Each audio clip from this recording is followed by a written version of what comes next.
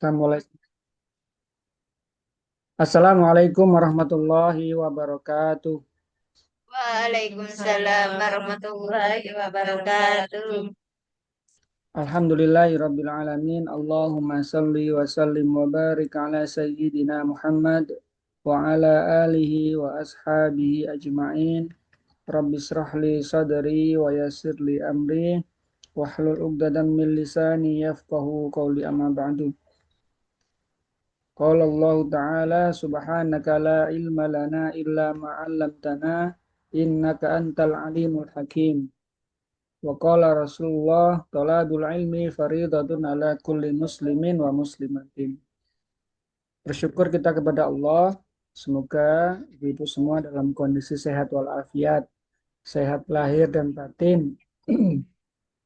Semoga senantiasa diberikan Allah keselamatan, diberkahi semua aktivitasnya, disolehkan anak-anaknya, dan menjadikan keluarganya sakinah mawaddah warahmah. Semoga Amin. rizkinya terus mengalir dari berbagai arah dan Amin. semoga semua kegiatannya menjadi barokah. Kita awali Amin. ngaji kita dengan membaca suratul Fatihah, membaca syahadat, istighfar, dan sholawat, serta doa dalam menuntut ilmu. Semoga Allah menurunkan rahmat keberkahan kepada kita semua. Amin. Al-Fatihah. A'udzu billahi minasy syaithanir rajim. Bismillahirrahmanirrahim. Alhamdulillahi Rabbil Alamin. Ar-Rahmanir Ar-Rahmanir-Rahim. Maliki Yaumiddin. Maliki Iyyaka Iyyaka na'budu wa iyyaka nasta'in.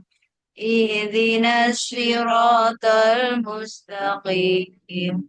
Siratal ladzina an'amta alaihim. Ghairil ghairil maghdubi alaihim waladdallin. Amin. Bismillahirrahmanirrahim. Asyhadu an la ilaha illallah wa asyhadu anna Muhammadar Rasulullah. Asyhadu an la ilaha illallah illallah. wa asyhadu anna Muhammadar Rasulullah. Astaghfirullahaladzim Azim wa wa atubu atubu ilaih. ilaihi. Astaghfirullahaladzim Firul azim wa wa atubu ilaihi. Astaghfirullahaladzim azim wa wa atubu atubu ilaihi. Allahumma salli ala sayyidina Muhammad wa ala ali sayyidina Muhammad.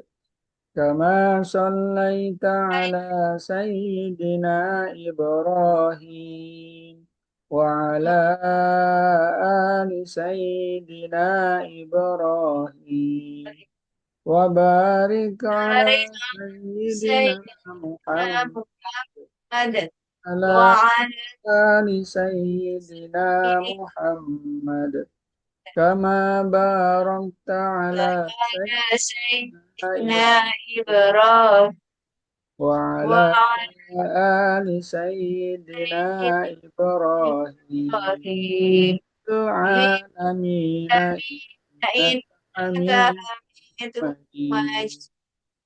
بسم الله الرحمن Ar-Rahmanir Rahim.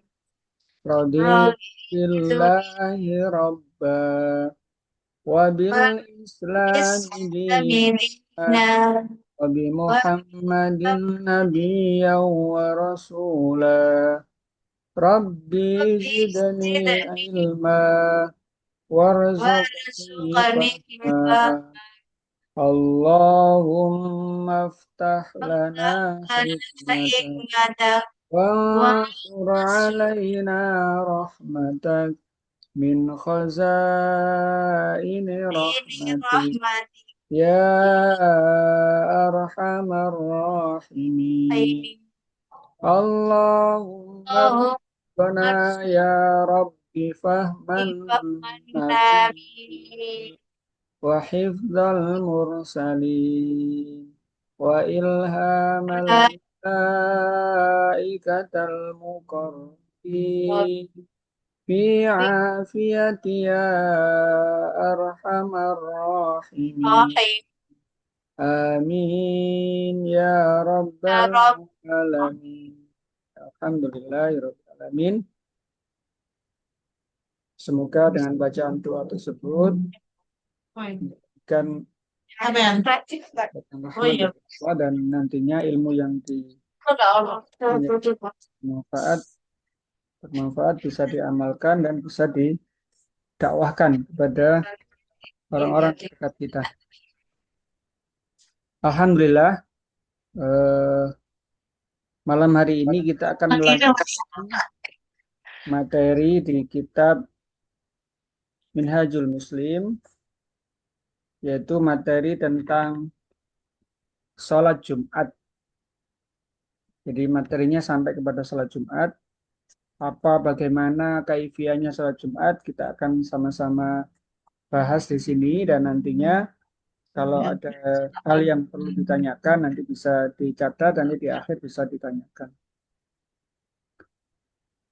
Pada malam hari ini, kalau kemarin kita sudah mendapatkan materi tentang sholat khauf, sholat dalam kondisi perang, sholat dalam kondisi ketakutan atau mungkin kekhawatiran yang sangat tinggi gitu ya, menunjukkan bahwa kondisi apapun manusia tetap ada kewajiban melaksanakan sholat walaupun dalam kondisi ketakutan ataupun dalam kondisi perang, sambil berdiri, sambil berjalan, sambil naik kendaraan, posisi sakit itu tetap ada kewajiban melaksanakan sholat. Sampai dia di akhir hayatnya dia akan disolatkan oleh setiap manusia muslim yang lain. Nah, ada sholat Jumat yang ini merupakan syariat dalam Islam yang diterima Rasulullah ketika Rasulullah melaksanakan hijrah ke kota Madinah. Waktu itu pertama kali menginjakkan kaki di kota Yasrib sebelum diubah menjadi Madinah, setelah membangun Masjid Kuba, sebelum membangun Masjid Kuba mendapatkan perintah untuk melaksanakan sholat Jumat, dan hukum daripada melaksanakan sholat Jumat ini adalah wajib dengan catatan bagi seseorang yang memenuhi syarat. Jadi ada syaratnya, tidak semuanya. Syaratnya salah satunya adalah yang memiliki kewajiban melaksanakan sholat Jumat adalah laki-laki. Nah, tentunya kalau hari ini banyak fenomena-fenomena yang mungkin laki-laki yang melambai atau mungkin perempuan yang bergaya laki-laki. Nah, itu dalam Islam tidak mengenal. Jadi kalau misalkan ada, naudzubillah ya, muka-muka tidak ada anak kita yang mungkin sudah mulai laki dia tapi kok jalannya melambai, dikasih tahu, ditegur atau mungkin diberikan treatment atau latihan-latihan yang memang menjadi seorang laki-laki. Tentu ini juga berhubungannya dengan permainan. Laki-laki permainannya boneka, nah itu kurang pas. Maka harus diganti mainannya, jangan sampai mainan-mainan kayak gitu. Nah mungkin kalau zaman dulu mainannya bisa dilihat oleh orang tuanya. Oh anakku lagi mainan bola, lagi mainan perang-perangan, lagi mainan apa dulu kalau jumpritan ya, jumpritan. Apalagi masih ingat mainan-mainan waktu masa kecil ya. petak dan petik lah empat tahun Sodor itu kan mainan-mainan yang dulu ada ya. Nah, anak-anak kita kadang sekarang ini kita nggak tahu dia lagi mainan apa karena mainnya di gadgetnya sendiri-sendiri. Nah, itu sangat mempengaruhi dalam game di permainan di HP itu bermacam-macam pilihannya. Ada yang membuat kemudian dia berubah menjadi melambai, ya bisa jadi gara-gara orang tuanya tidak memfilter mainan-mainan yang di HP-nya. Karena itu Ketika orang lagi fokus gitu banget sekali, nah itu dia akan membentuk apa di alam bawah sadarnya untuk kemudian itu nanti menguasai dirinya. Maka dalam Islam tidak ada kelamin selain laki-laki dan perempuan. Nah, laki-laki punya kewajiban melaksanakan sholat Jumat. Sebagaimana firman Allah di surat Al-Jumu'ah, salah satu surat yang diberikan nama oleh Allah langsung dengan nama Al-Jum'ah atau hari Jumat. Disebutkan di situ, A'udzu billahi minasy syaithanir rajim. Ya ayyuhalladzina amanu idza nudiya lis-shalah إذا نودي للصلاة من يوم الجمعة فاسعوا إلى ذكر الله وذروا البيع. Al-ayah dan seterusnya, Allah menyampaikan firman-Nya seperti ini. Yang dipanggil hanya orang khusus, orang-orang yang beriman. Hai orang-orang yang beriman. Artinya bukan dipanggil hai orang Islam, bukan. Tapi orang yang beriman. Berarti ini punya konsekuensi orang yang punya predikat lebih tinggi daripada beriman, daripada berislam. Kalau nyenengan lihat Indonesia negara terbesar, Muslim terbesar di dunia. Tapi kalau misalnya dicari berapa persen yang mukmin atau yang beriman, itu mungkin dipastikan tidak sebesar jumlah populasi orang Muslim di Indonesia. Karena banyak orang di Indonesia yang dia Muslim, tapi dia nggak beriman. Masih ingat ini barusan rame Son Horeg ya? Ya, keren banget. Ya, Son Horeg itu kan satu hal yang sampai komentarnya mereka yang eh, apa menggeluti Son Horeg itu mengatakan bagaimana Indonesia bisa maju kalau hanya haram haram haram haram gitu. Itu pasti kalau dilihat KTP-nya dia Muslim, tapi dia tidak beriman dengan aturan-aturan yang Allah buat. Jadi banyak di antara kita yang mengaku Muslim, maksudnya dia apa? Ya dia baca syahadat. Bisa jadi dia sholat, dia zakat, dia puasa, dia haji mungkin berkali-kali. Tapi dia tidak termasuk orang beriman. Sementara yang dijanjikan Allah masuk surga itu orang yang beriman. Orang yang beriman, bukan sekedar muslim saja. Nah kalau orang beriman, itu cirinya ada 6. Satu, beriman kepada Allah. Dua, beriman kepada malaikat-malaikat Allah. Tiga, beriman kepada kitab-kitab Allah. Empat, beriman kepada nabi-nabi Allah. Lima, beriman kepada hari kiamat. Enam, beriman kepada qada dan qadar. Lah kalau kemudian dia tidak percaya dengan apa yang disampaikan oleh para ulama, misalkan son horeg itu haram misalkan berdasarkan ayat ini, kemudian dia nggak beriman, nggak percaya dan mungkin malah mengatakan eh, hal itu membuat orang tidak maju, ya berarti dia imannya patut dipertanyakan bahwa berarti dia tidak percaya dengan rukun iman yang keempat yaitu percaya kepada kitab-kitab Allah gitu. Bahwa di kitab itu disebutkan di Al-Qur'an tidak boleh mengganggu orang lain. Nah, mengganggu ini dalam bentuk suara, ini kan mengganggu. Kita memutar sound yang di rumah kita melebihi dari batas yang mampu kita dengar. Nah, ketika ada tetangga yang sakit atau ada tetangga yang tidak berkenan, mungkin sama-sama sholawatnya, tapi bisa jadi tetangga kita nggak suka. Nah, itu sudah mengganggu. Dalam Islam tidak boleh mengganggu sesama saudara atau mungkin kepada orang lain. Jangankan kepada sesama saudara mukmin, kepada orang lain yang beragama non-muslim pun tidak boleh. Itu menunjukkan toleransi yang diajarkan Islam sangat tinggi. Nah, kembali kepada sholat Jumat. Bahwa sholat Jumat ini hanya diwajibkan kepada orang-orang yang beriman. Spesial hanya orang yang beriman. Apa perintahnya? Apabila di sana apabila diseru untuk menunaikan sholat Jumat, maka bersegeralah kamu untuk mengingat Allah dan tinggalkanlah jual beli. Nah, di masa Rasulullah sekitar masjid itu pasar. Jadi eh, dekat masjid pasti pasar. Tapi oleh para penjajah Belanda waktu itu diubah bahwa dekat masjid sekarang ini itu kalau enggak alun-alun, kemudian kantor pemerintah dan penjara. Coba yang lihat di masjid-masjid besar di kota itu biasanya gitu.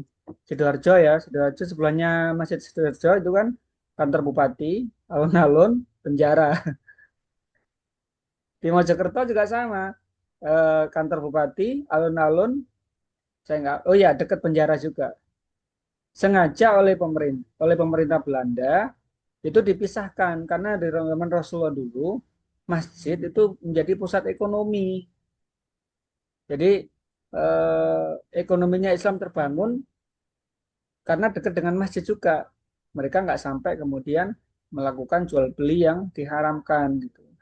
Nah sekarang pasar sendiri malah lebih ramai pasarnya daripada masjidnya. Itu kan yang terjadi ya.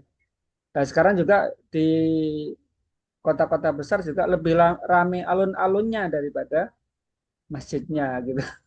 Nah, ini satu hal yang mungkin nanti suatu saat misalkan ada yang jadi pengusaha perumahan, misalkan kontraktor atau mungkin developer bangun rumah, bangun aja rumah yang versinya versi masa Rasulullah, misalkan bangun masjid, sebelahnya itu pasar, kemudian perumahan. Kan boleh aja fasumnya dijadikan masjid dan perumah dan pasar kan itu. Kan pemilik developer kan boleh-boleh aja. Artinya membangun peradaban baru. Nah, ayat ini Al-Jumu'ah ini turun di masa Rasulullah di Madinah disebutkan apabila sudah diseru menunaikan salat Jumat, maka segeralah mengingat Allah dan tinggalkanlah jual beli.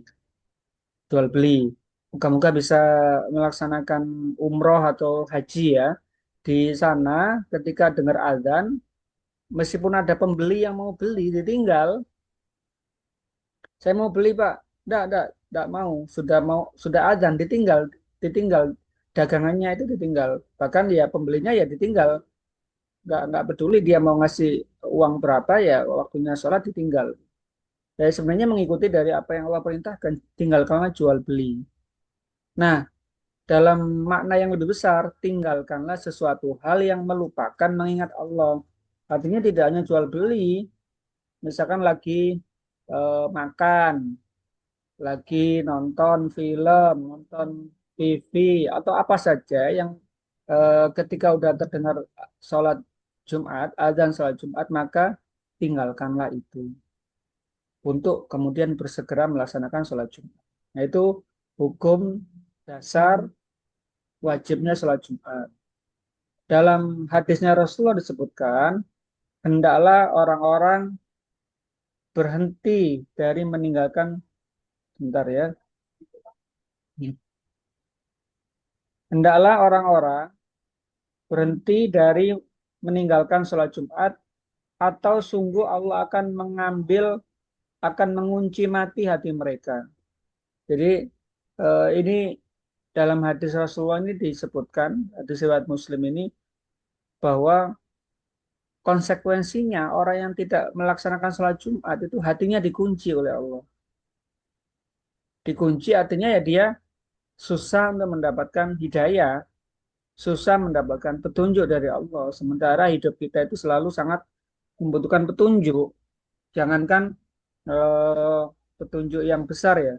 Pagi-pagi ibu-ibu pasti udah bingung. Ini masa apa pagi ini? Itu kan butuh petunjuk. Masa apa pagi ini? Belanja apa? Kemudian aku harus memenuhi jadwal yang mana? Itu butuh petunjuk semua.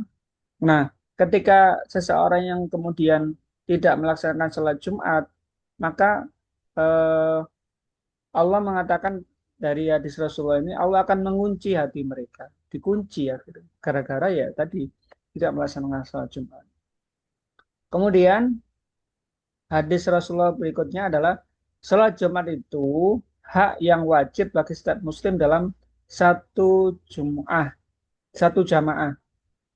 Kecuali 4 orang yang boleh. tidak melaksanakan. Satu, hamba sahaya atau budak. Kedua, perempuan. Tiga, anak-anak. Empat, orang yang sakit. Jadi dia nggak wajib sholat Jumat.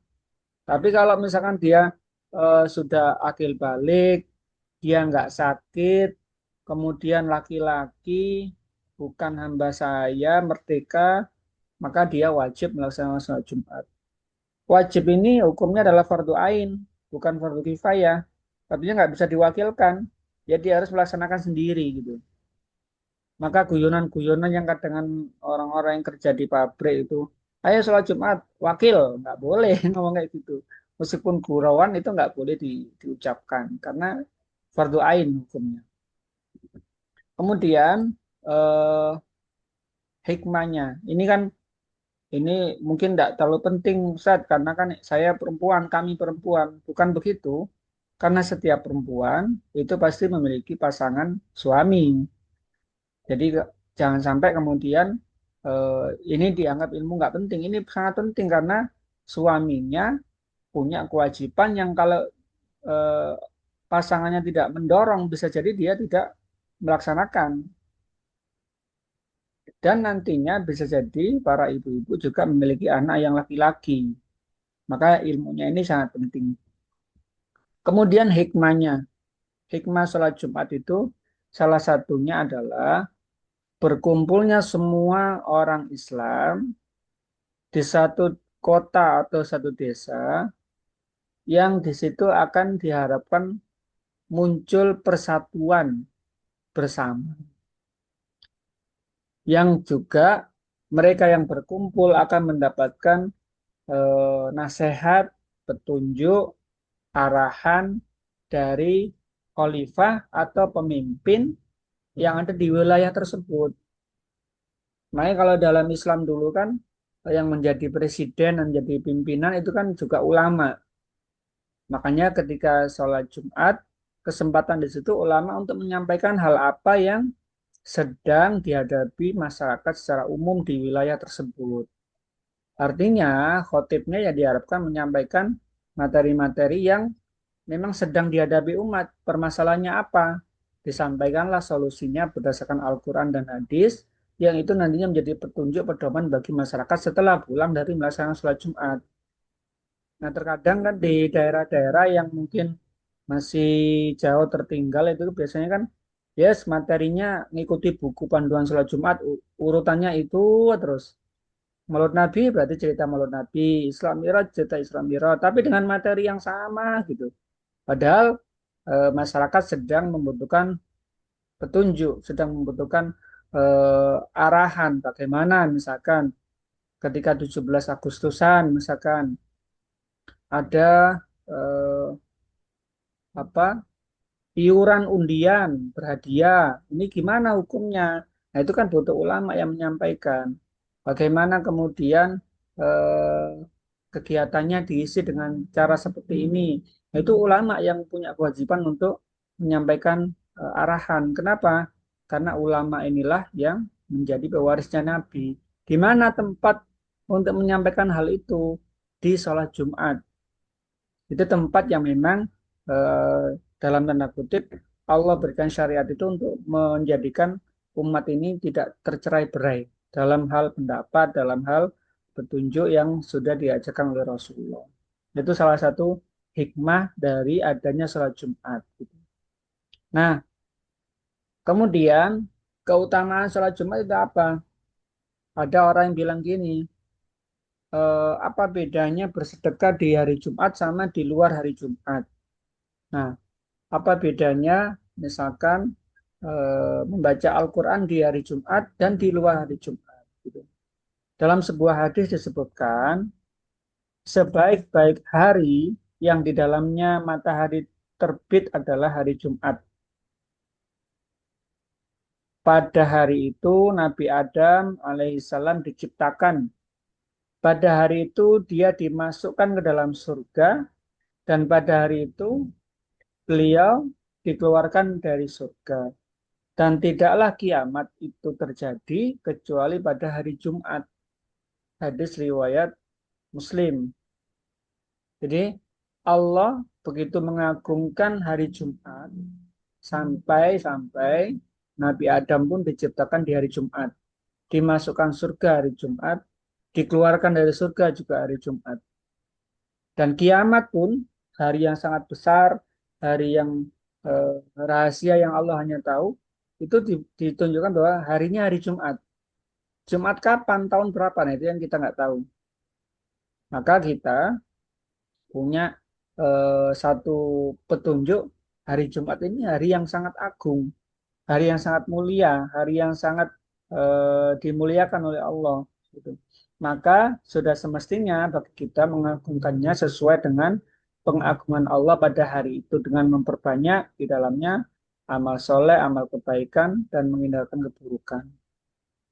Pak, ini biasanya kalau hari apa Idul Adha ya, hari raya besar gitu ya, banyak yang mengadakan hajatan, nikahan, sunatan atau yang lainnya gitu. Itu gimana gitu. Tapi kalau hari Suro kok nggak ada yang berani, nggak mau gitu. Ketahuilah bahwa Islam itu tidak membeda-bedakan bulan. Islam punya 4 bulan haram, yaitu Muharram, kemudian eh, Dzulqa'dah, Dzulhijjah, dan Rajab. Itu bulan yang dimuliakan ya Allah. Nah, yang lainnya ya, bulan Ramadan itu juga bulan yang sangat mulia. Namun di setiap pekannya ada hari yang sangat diagungkan yaitu hari Jumat. Kalau misalkan saya menikahkan anak di hari Jumat, ya berarti dia memilih apa yang Allah pilihkan, yaitu hari yang agung. Menghitankan anak, mungkin juga pindah rumah, dan seterusnya. Ya, seperti itulah sebagaimana Allah mengagungkan peristiwa yang sangat besar dalam penciptaan Nabi Adam, memasukkan Adam ke surga, Nabi Adam ke surga, mengeluarkannya dan terjadinya kiamat juga di hari Jumat.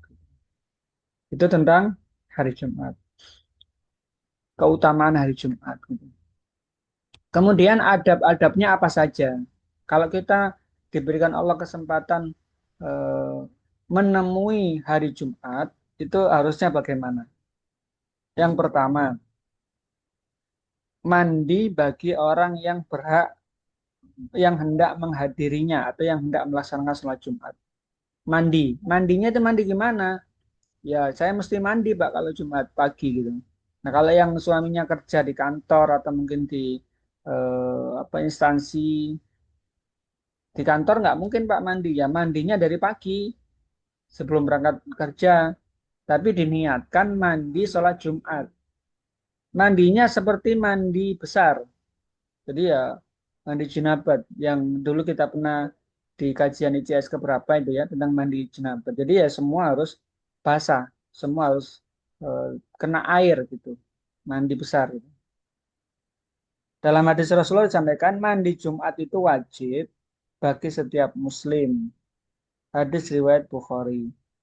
Dan kemudian yang kedua adabnya atau eh, tata krama kalau dalam kita menyebutnya atau etika atau tipsnya kalau orang mungkin dalam buku-buku manajemen tipsnya itu apa yang harus dilakukan itu adalah yang kedua selain mandi mandi tadi yang besar tadi adalah menggunakan pakaian yang bagus dan memakai parfum ini yang laki-laki ya jadi laki-laki menggunakan pakaian yang bagus dan menggunakan parfum Rasulullah itu kemana-mana pakai parfum bahkan eh, ada riwayat menyampaikan sampai minyak wanginya Rasul itu netes-netes gitu saking banyaknya minyak wangi yang dipakai. Tentunya minyak wangi yang sekiranya tidak mengganggu jamaah yang lain. Kan ada itu minyak wangi yang mungkin jamaah itu saking kerasnya baunya terganggu gitu. Ya minyak wangi yang semut yang tidak terlalu keras gitu ya. Karena ada orang yang benar-benar kemarin saya sempat mau Pak mau tak belikan parfum minyak wangi. Saya alergi, alergi dengan minyak wangi gitu. Jadi ada orang-orang yang seperti itu. Maka pastikan yang memang dibolehkan memakai minyak wangi itu adalah di luar rumah ya. Di luar rumah itu para laki-laki. Kalau perempuan di luar rumah pakai minyak wangi gimana? Nggak boleh sebenarnya. Nggak boleh, kecuali bareng-bareng sama suaminya. Atau mungkin di dalam rumah bersama suaminya. Tapi kalau dia keluar sendirian, eh, itu nggak boleh. Karena itu memancing. Memancing orang untuk kemudian tertarik dan kemudian melakukan hal yang dilarang. Kemudian berikutnya adalah mengenakan pakaian bagus tadi sesuai dengan hadis Rasulullah, hendaklah setiap muslim itu mandi pada hari Jumat, memakai pakaian yang bagus, dan jika mempunyai minyak wangi, maka pakailah sebagian darinya. Jadi ini sunnah. Sunnah berarti kalau dilaksanakan dapat pahala. Kalau ditinggalkan dia rugi, nggak dapat pahala gitu. Sama-sama sholat Jumat, mereka yang pakai baju bagus, mereka yang pakai minyak wangi dapat pahala, kita nggak dapat gitu karena tidak melaksanakan sunnahnya. Kemudian tips berikutnya atau adab berikutnya adalah berangkat dengan segera. Hadis Rasulullah menyampaikan seperti ini. Barang siapa mandi pada hari Jumat seperti halnya mandi jinabah atau mandi besar, kemudian berangkat pada waktu yang pertama, maka seakan-akan dia telah berkorban dengan satu ekor unta. Dan barang siapa yang berangkat pada waktu yang kedua, maka seakan-akan dia telah berkorban satu ekor sapi. Dan barang siapa yang berangkat pada waktu yang ketiga, maka seakan-akan dia telah berkorban satu ekor domba bertanduk. Dan barang siapa yang berangkat pada waktu yang keempat, maka seakan-akan dia telah berkorban satu ekor ayam. Dan barang siapa berangkat pada waktu yang kelima, maka seakan-akan dia telah berkorban sebuah telur. Apabila imam telah keluar untuk khutbah, maka malaikat pun ikut hadir mendengarkan zikir. Hadis riwayat Imam Malik. Jadi berangkat Jumat itu mendapatkan pahala yang besar di jam yang pertama. Nah, ini pertanyaannya jam pertama ini siapa? Jam kedua bagaimana? Jam ketiga seperti apa? Artinya, kalau katakanlah dilogikakan, mereka yang datang duluan itu yang pertama. Datang kedua, ketiga, dan seterusnya. Sampai batas akhirnya adalah sebelum imam naik ke atas mimbar. Nah, banyak kalau di sekolah-sekolah yang sudah mulai menerapkan keutamaan sholat Jumat, itu sekolahnya hari Jumat memilih libur. Ahadnya tetap masuk. Kenapa? Supaya bisa mendapatkan keutamaan ini tadi. Artinya sholat Jumatnya ya bisa berangkat lebih awal gitu. Karena ya apa janji Rasulullah ini luar biasa disampaikan dalam hadisnya. Yang dia datang pertama itu seperti berkorban satu ekor unta. Artinya kalau dalam Islam kurban yang terbesar itu kan unta yang paling besar ya. Harganya paling mahal, kemudian juga dagingnya dapat manfaat lebih banyak gitu. Nah, kalau setiap Jumat itu berkorban seperti itu kan mendapatkan pahala yang luar biasa gitu.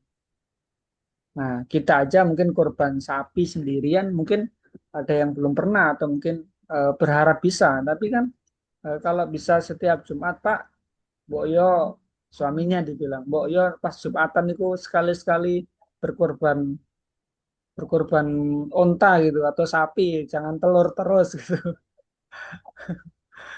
Apa? Iya. Ya kan berangkat Jumatan mesti telat-telat terakhir gitu.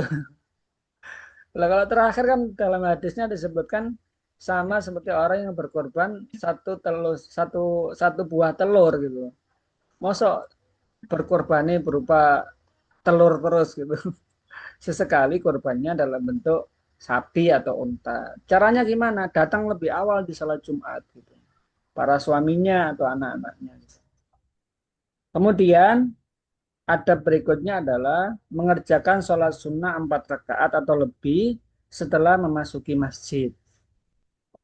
Ini juga berlaku bagi mereka-mereka yang sedang musafir atau dalam perjalanan.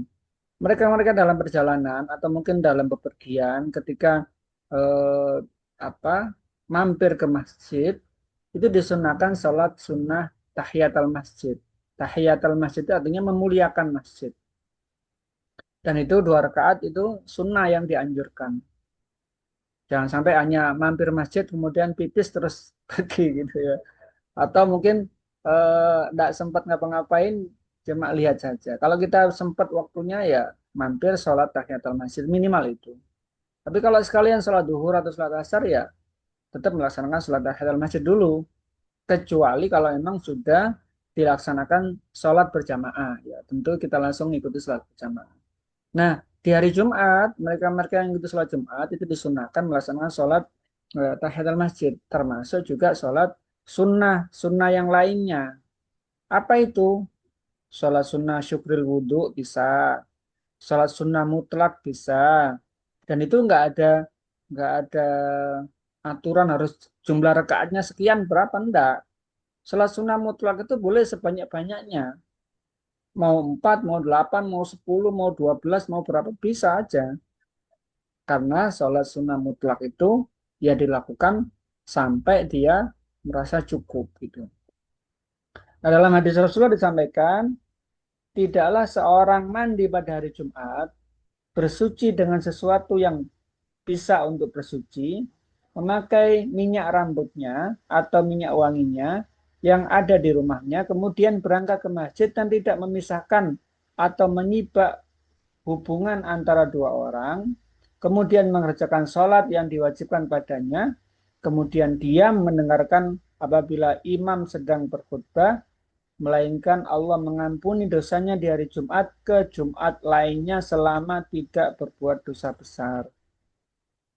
Jadi eh, ternyata dengan mengerjakan sholat Jumat yang sesuai dengan disampaikan Rasulullah, mandi, mandi besar, kemudian bersuci, memakai minyak rambut, minyak wangi, kemudian berangkat menuju sholat Jumat, tidak sampai memisahkan hubungan orang. Memisahkan itu gini, ada orang duduk di depannya, sebelahan, terus tiba-tiba dipisahkan, Bapak agak minggir sini, saya mau sholat di sini. Nah, itu maksud memisahkan. Itu nggak boleh dalam sholat Jumat. Termasuk juga dalam majelis adab dalam berkumpul, misalkan acara PKK gitu kan. Ada 2 orang yang udah duduk berdekatan, kemudian tiba-tiba kita datang, dipisahkan duduknya. Pingin kita duduk di tengah-tengahnya, itu nggak boleh. Secara adab dilarang. Ya bukan hanya PKK ya, semua kegiatan ya sekiranya itu memisahkan duduknya 2 orang, itu dilarang dalam Islam. Itu menunjukkan bahwa etika Islam itu sangat tinggi, menghargai sesama hak Ya. orang lain. Tapi kalau misalkan yang tadi yang duduk berdua tadi mempersilahkan, ya itu boleh. Tapi kalau kemudian memisahkan itu yang dilarang. Dan mereka kemudian mengerjakan sholat Jumat, kemudian mendengarkan khutbah, maka Allah ampuni dosanya dari Jumat hari ini ke seminggu lagi dari dosa-dosanya. Itu sebuah keutamaan yang luar biasa. Kemudian ada berikutnya adalah ketika sholat Jumat dilarang untuk bicara ketika khotib sedang berkhutbah. Bicara apa? Apa saja. Misalkan, ojo rame ae gitu. Itu termasuk bicara. Padahal yang dibicarakan itu baik, Pak, karena anak-anak sedang rame. Tetap tidak diperbolehkan. Karena itu Rasulullah menyampaikan sabdanya, "Idza qulta li sahibika yaumal jum'at wal imamu yaktubu faqad laghad." Apabila kamu berkata kepada temanmu pada hari Jumat, diam, dan imam sedang berkhutbah, maka pahalamu sia-sia. Padahal dia sedang mengingatkan orang untuk diam. Itu nggak boleh. Nah, ini menunjukkan bahwa seorang khatib yang di masa itu adalah seorang khalifah atau seorang pemimpin atau seorang kalau di kota itu eh, bupati atau wali kota, kalau di kecamatan itu Pak Camat atau kepala desa, itu punya otoritas yang sangat tinggi menyampaikan sebuah arahan. Jadi sholat Jumat ini menjadi sarana untuk para pemimpin menyampaikan arahan dan petunjuk kepada umatnya supaya tidak sampai apa istilahnya bertikai atau berselisih pendapat. Seperti contoh yang tadi di awal tadi tentang sound horeg misalkan. Itu para khotib wajib mengangkat hal itu. Jangan sampai kemudian umat terpecah belah, kemudian tidak tahu ini hukumnya apa. Nah, padahal dia, para ulama punya tugas sebagai pewaris para nabi. Nabi apa fungsinya? Nabi itu memberikan petunjuk kepada semua umatnya yang membutuhkan eh, jawaban atas hal-hal yang terjadi di masa itu.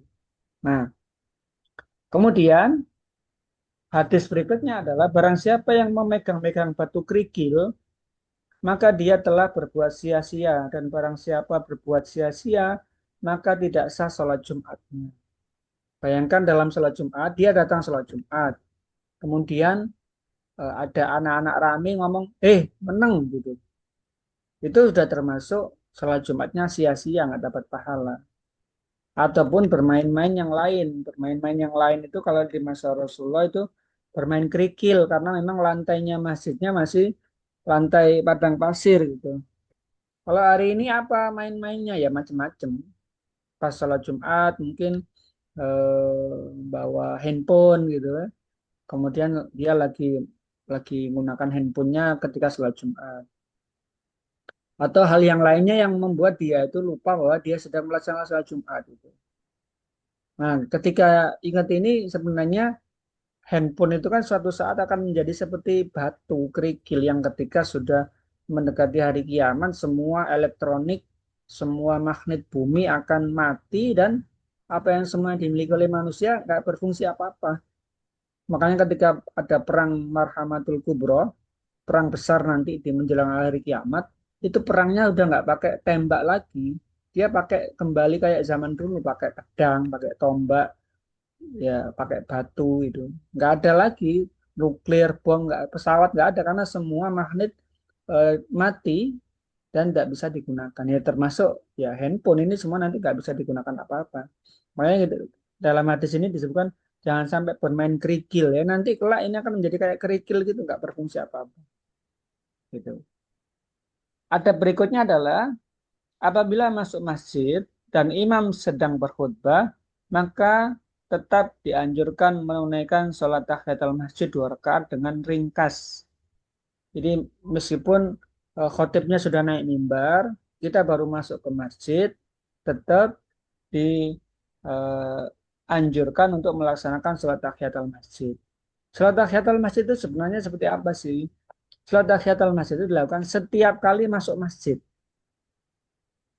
Masuk masjid. Kalau misalnya aku keluar lagi, keluar dari masjid, ada keperluan yang lain, apa sepeda atau yang lainnya, masuk lagi, yaitu dianjurkan sholat sunat tahiyatul masjid lagi.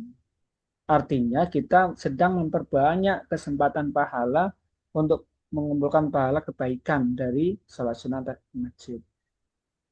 Hadis Rasulullah menyampaikan, "Idza dakhala ahadukum yaumal jum'ah wal imamu yaktubu falauka falauka rakaataini wal yatakhawwas fihima." Apabila salah seorang dari kalian masuk masjid pada hari Jumat dan imam sedang berkhutbah, maka hendaklah dia sholat dan 2 rakaat dan mengerjakannya dengan ringkas dengan cepat gitu ya. Tidak sampai dibuat lama-lama. Karena kalau sholat sunnah itu sunnahnya itu lama. Kalau sholat sendiri gitu. Tapi kalau berjamaah itu ringkas. Dan ini juga termasuk yang ketika eh, khotib sudah di atas mimbar, kita baru datang ke sholat tahiyatul masjidnya dibuat yang ringkas. Kemudian ada berikutnya adalah makruh melangkahi jamaah dan memisahkan dari mereka. Ini maksudnya apa? Kan ada itu orang yang baru datang, mestinya dia di belakang, tapi depannya ini masih ada yang kosong. Nah, ini juga perlu ada kedua kesadaran dua belah pihak. Mereka yang datang duluan, seyogyanya segera mengisi soft yang di depan, tidak milih yang di belakang, sandar tembok, sandar jaga, yang di depan kosong gitu. Ya, diutamakan yang datang duluan langsung mengisi soft depan. Sehingga nanti yang belakang datang ya langsung di belakang. Nah, tidak diperkenankan atau makruh. Makruh itu kalau dilaksanakan, dia dosa. Sorry. Kalau dia meninggalkan, dia dapat pahala. Artinya meninggalkan, jangan melakukan itu. Dia dapat pahala. Apa itu? Makruh ketika dia melangkai jamaah. Kan ada yang kemudian melangkai pundaknya jamaah. Atau melangkai duduknya jamaah. Itu termasuk perbuatan yang makruh. Atau memisahkan duduk mereka. Ya kayak tadi, dia langsung memisahkan bapak sebelah agak kanan, bapak ini agak kiri, kita mau sholat sunat di sini. Itu termasuk memisahkan jamaah. Dan itu perbuatan yang makruh. Dalam hadis disebutkan, duduklah, duduklah, kamu telah menyakitinya, telah menyakiti. Artinya ada orang yang tersakiti dengan cara itu. Nah, bagaimana dengan fakta yang terjadi, misalkan ini eh, saya belum belum mempelajari lebih dalam ya. Kalau kita melihat misalkan di Istiqlal gitu ya, ketika pejabat koi telat langsung nangarep dewe gitu. Itu Kak, saya belum paham gimana itu hukumnya. Bahkan kadang sudah dikafling duluan. Ini pejabat A, pejabat B, pejabat C dan seterusnya. Padahal dia datangnya telat itu. Itu saya kurang paham. Nanti coba saya carikan gimana hukumnya. Karena sebenarnya dalam sholat berjamaah itu ya sudah tidak ada lagi strata, jabatan, status dan seterusnya. Dia sama dalam hadapan Allah gitu. Sama kayak orang haji ya sama, tawaf ya sama, mau dia pejabat, mau dia orang kaya, orang miskin, dia punya hak yang sama di Baitullah, di masjidnya, termasuk di masjid-masjid ini, karena masjid ini juga adalah Baitullah, rumah Allah. Maka tidak boleh kemudian, mungkin ada ya beberapa tempat ini, tidak semuanya, yang jamaah perempuan itu dia belum datang, tapi sajadahnya sudah dikapling. Nah, Ada ya, yang seperti itu. gitu. Dia sudah mengkapling sajadahnya dipasang di situ. Orang mau nempati nggak berani. Terus dia ngomong, Padahal dia datangnya telat gitu. Itu nggak boleh, nggak boleh. Itu apa ya, Pak? Itu katanya, kenapa Kak karena Papi ini masjid diajak belajar? bagi sholat berjamaah itu ya siapa yang datang duluan dia yang di baris depan. Kecuali yang kemarin kita udah ceritakan ya di sholat menjadi imam itu kan. Di sebelahnya imam itu kalau bisa orang yang fakih ilmu agamanya, punya hafalan Quran, fasih bacaannya, dia masuk Islam duluan dan yang lebih tua.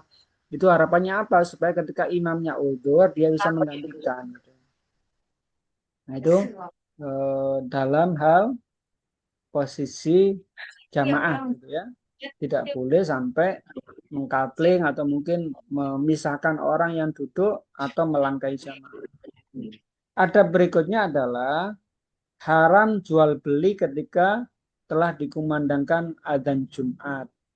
Jadi kalau sudah adzan, sudah tinggalkan jual beli.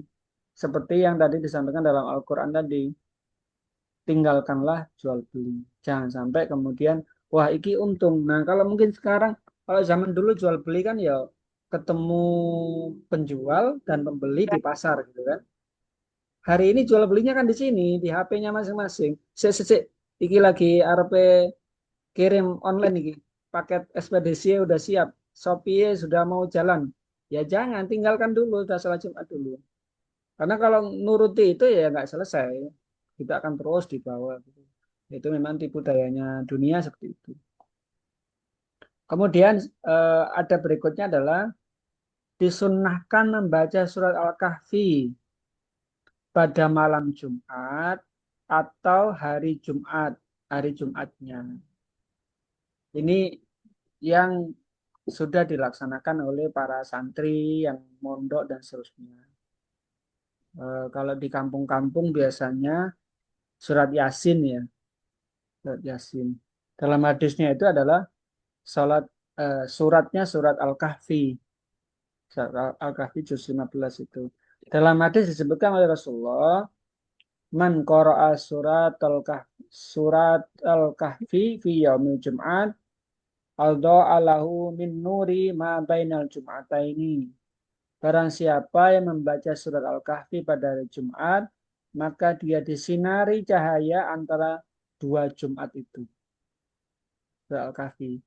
Ustaz, suratnya panjang, ya dicicil enggak apa-apa. Habis subuh, misalkan satu halaman, habis zuhur satu halaman, pokoknya di malam Jumatnya sampai hari Jumatnya itu disunnahkan membaca surat Al-Kahfi. Kemudian ada berikutnya memperbanyak sholawat kepada Nabi Muhammad.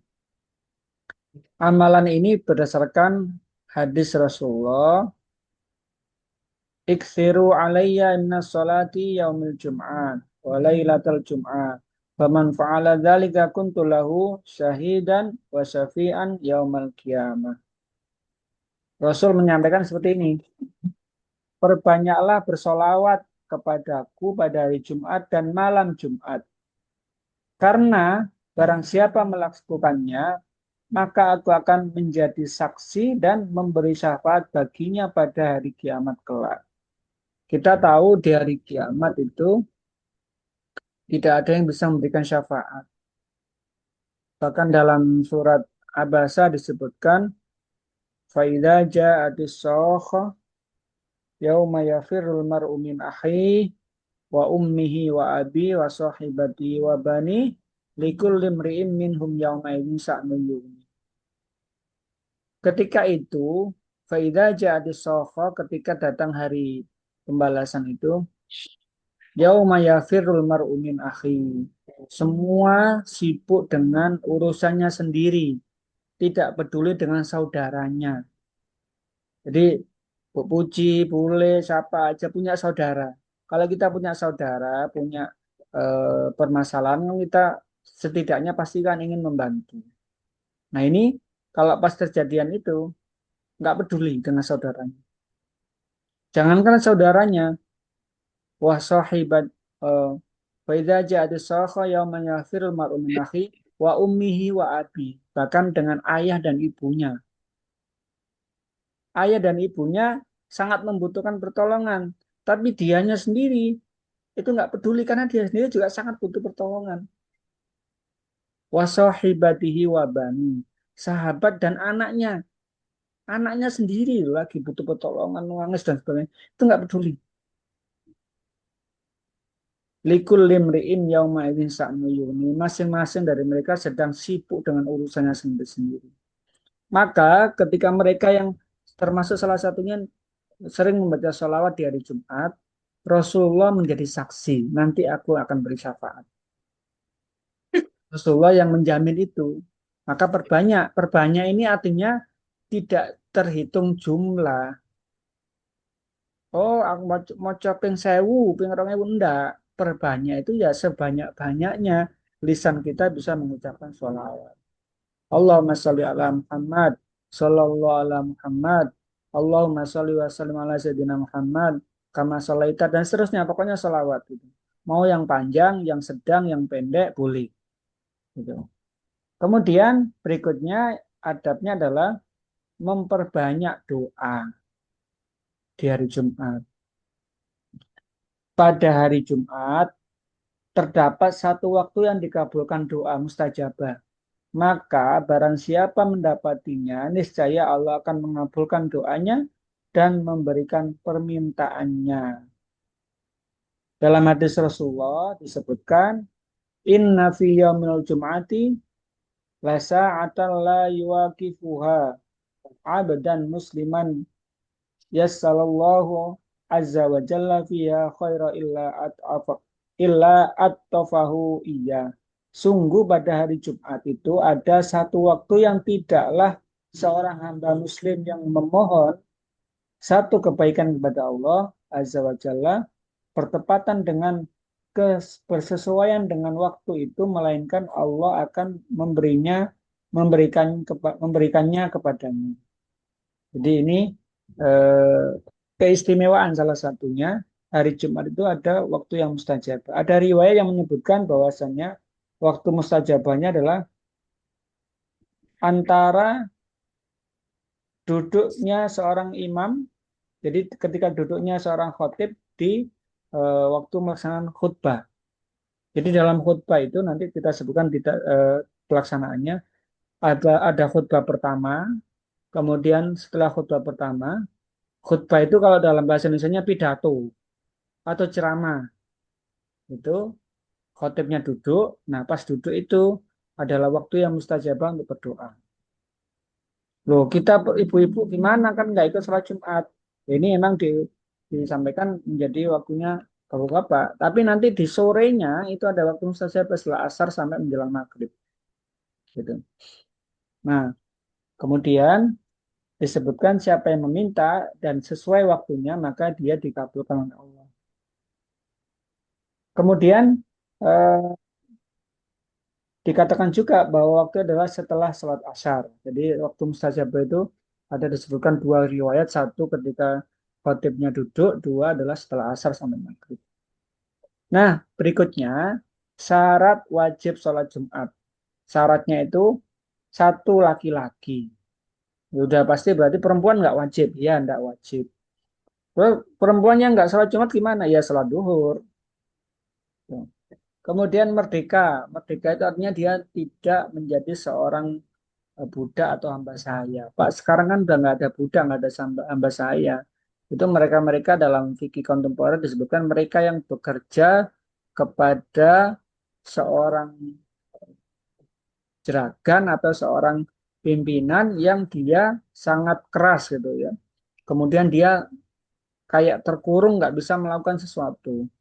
Ada yang biasanya kayak supir pribadi itu dan sebagainya. Itu kalau memang susah sekali ya dia termasuk yang tidak merdeka dirinya.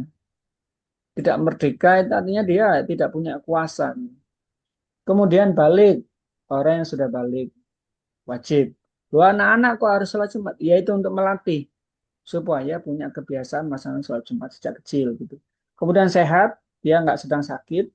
Artinya kalau orang sakit ya boleh tidak sholat Jumat. Tentunya sakit yang memang mengakibatkan dia udur. Kan ada sakit-sakit yang ringan ya. Kalau sakit ringan ya dia tetap wajib sholat Jumat. Yang memang benar-benar udur nggak bisa, nggak kuat jalan atau mungkin kena penyakit migrain atau stroke, nah itu kan nggak bisa. Kemudian bermukim. Sebentar saya tak ngambil cas laptop nih, kayaknya baterai mau habis.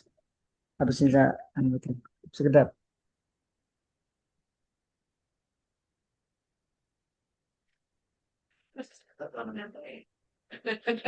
Segera. Boleh lah.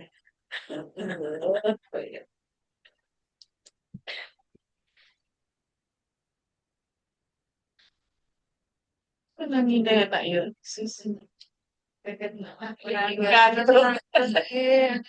Kita terus Ya.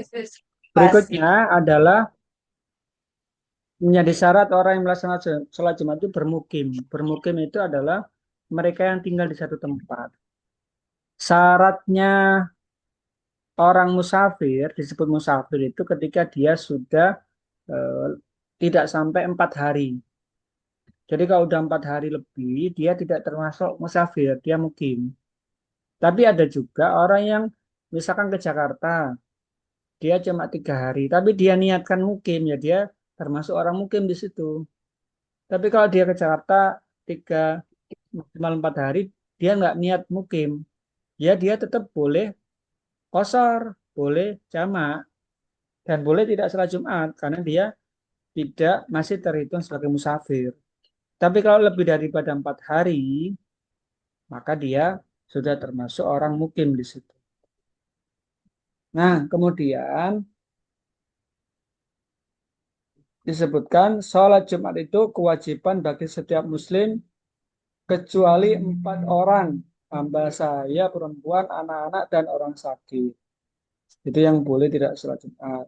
Kemudian barang siapa beriman kepada Allah dan hari akhir, maka dia wajib menghadiri sholat Jumat pada hari Jumat, kecuali orang sakit, atau musafir, atau perempuan, anak-anak, dan hamba saya.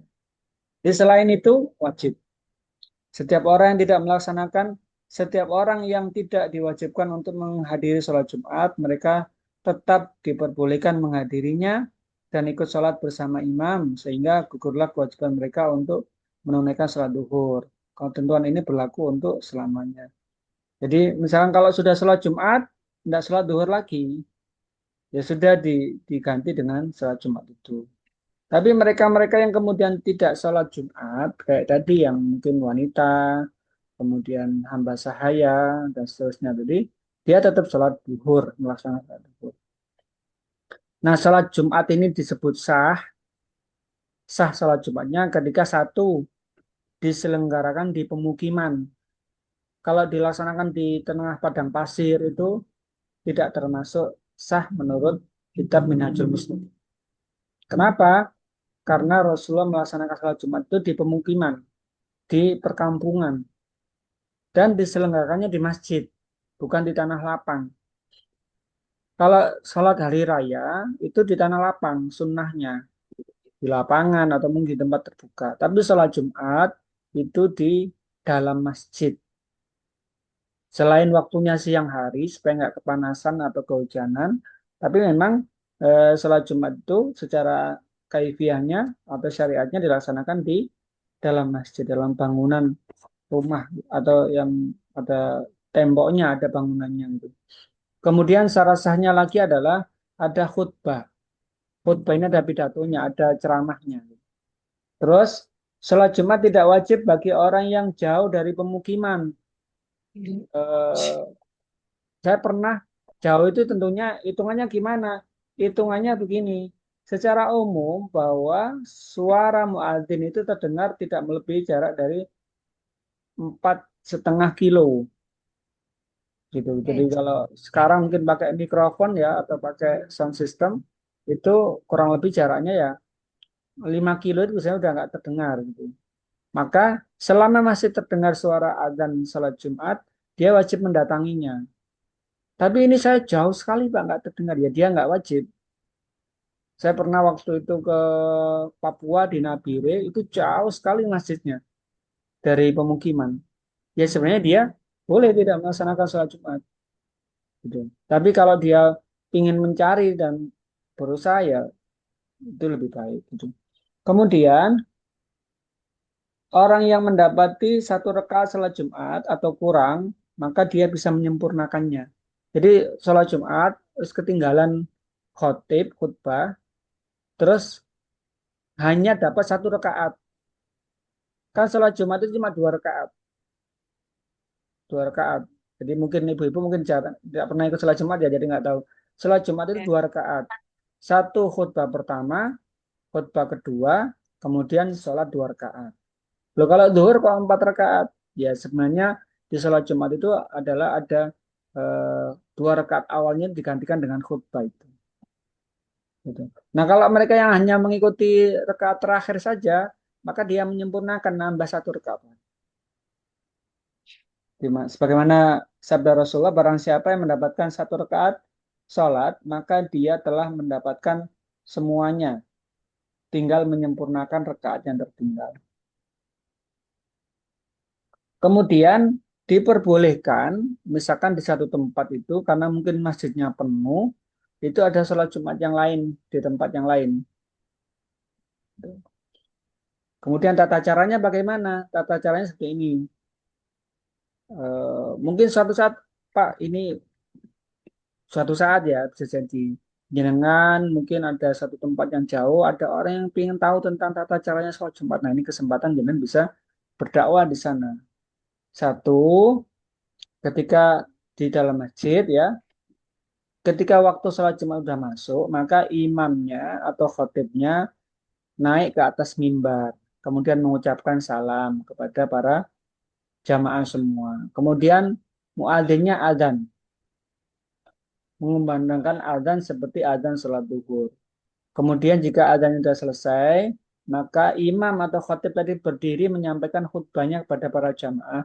Diawali dengan baca puji syukur pada Allah, baca sholawat, kemudian menyampaikan pesan-pesan takwa kepada para jamaah. Membacakan satu ayat, membacakan hadis, kemudian ada perintah-perintah Allah disebutkan, perintah Rasul disebutkan, larangan-larangan kayak apa dan seterusnya, disesuaikan dengan yang dibutuhkan umat di masa itu, di kala itu. Nah, kalau kemudian khutbah pertama selesai, khotibnya duduk, kemudian berdoa, kemudian dilanjutkan khutbah yang kedua. Khutbah kedua sama, dia membaca hamdalah, baca salawat, kemudian muji Allah, membaca ayat, kemudian ditutup dengan doa.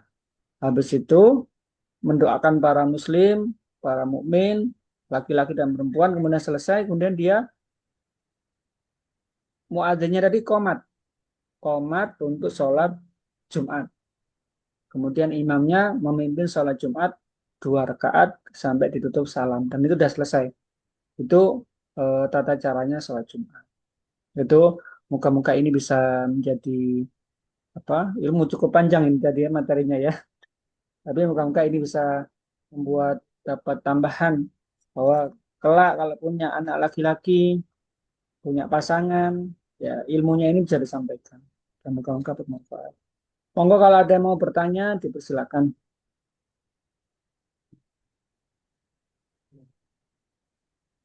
Ada?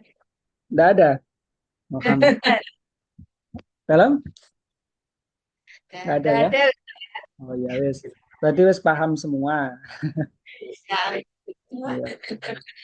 Semoga menjadi manfaat apa yang kita bahas dan nantinya kita bisa menyampaikan kepada mereka yang membutuhkan ilmu tentang sholat Jumat. Gitu. Kalau nggak ada bertanya, kita akhiri ya. Ini muka-muka kita termasuk manusia yang bersyukur kepada Allah, diberikan kesempatan hidup di negeri Indonesia yang merdeka ini dan dalam kondisi yang aman. Kita juga doakan saudara-saudara Muslim kita yang di Palestina yang sedang kondisinya kelaparan, kondisinya dalam kondisi terjajah, dalam kondisi yang eh, sulit. Allah berikan kekuatan, Allah berikan kemenangan dengan dukungan doa-doa kita semuanya. Al-Fatihah. A'udzubillahi minasyaitonir Bismillahirrahmanirrahim. Alhamdulillahi rabbil alamin arrahmanir rahim maliki yaumiddin iyyaka na'budu wa iyyaka nasta'in ihdinas siratal mustaqim siratal ladzina an'amta 'alaihim. Allahumma shalli ala sayyidina Muhammad wa ala ali sayyidina Muhammad. Alhamdulillahi rabbil alamin. Hamdan syakirin, hamdan na'imin, hamdan yafi ni'amahu wa yukafi mazidah.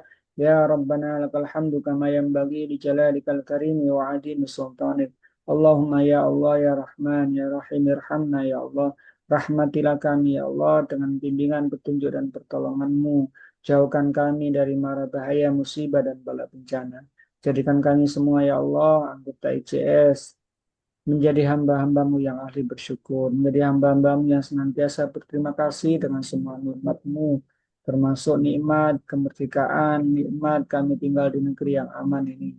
Jadikan kami menjadi hamba-Mu yang senantiasa ahli bersabar apabila ada ujian cobaan yang kami hadapi kelak. Ya Allah, jadikan kami menjadi hamba yang senantiasa istiqomah dalam ibadah dan istiqomah dalam kebaikan. Allahumma ya Allah, Allahumma inna nas'aluka ilman nafi'ah wa rizqan thayyibah wa amalan mutaqabbala. Jadikan ilmu kami ilmu yang bermanfaat. Jadikan rezeki kami rezeki yang luas. Jadikan doa-doa kami doa yang terkabul. Rabbana hablana min azwajina wa dhurriyyatina qurrata a'yun waj'alna lil muttaqina imama. Allahumma khtim lana bi husnil khatimah. Akhiri hidup kami kelak ya Allah dalam keadaan husnul khatimah. Allahumma rizukna ziyarata Makkah wal Madinah wal Arafata bi rahmatika ya arhamar rahimin.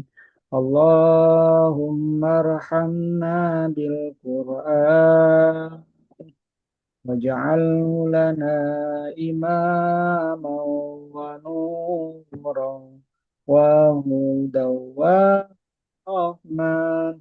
Allahumma dzakirna minhu ma